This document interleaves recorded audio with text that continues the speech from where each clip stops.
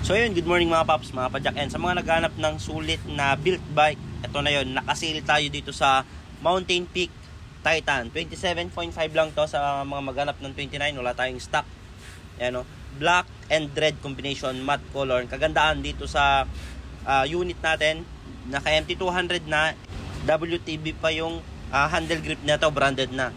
Jore shifter, Jore RD. Ito yung kagandaan dito kasi naka-Jore na to. Siyempre may clutch yung RD natin.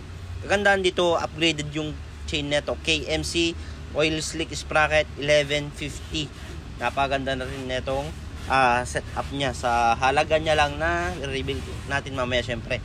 Naka Maxxis tire na to, tubeless ready na yan. Maxxis Icon Tan Wall. Fast rolling tire, pwedeng trail, pwedeng pang long ride. Kagandaan dito, naka hollow tech crankset ka pa, naka alloy pedal, naka Mountain Peak air fork na tong build natin.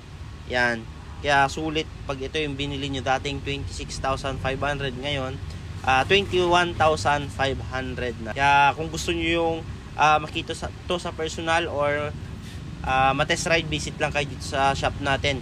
Available din to sa online shop natin, Lazada, Shopee, TikTok sa halagang 23,500. Kung di kayo makapunta dito sa shop, pwede nyo i-order sa online shop natin. Napaka-pogi nito, promise, lalo na sa personal.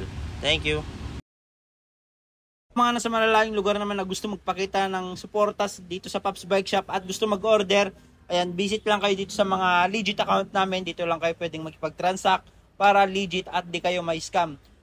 Visit lang kayo sa TikTok, Shopee, Lazada namin. Pops Bike Shop Official. Ayan, ito yung mga legit account namin. Jason Bike Parts, Bikers Need. Thank you mga Pops, mga Padjak. Ayan, dito na kayo makipag-transact at mag-order. Thank you.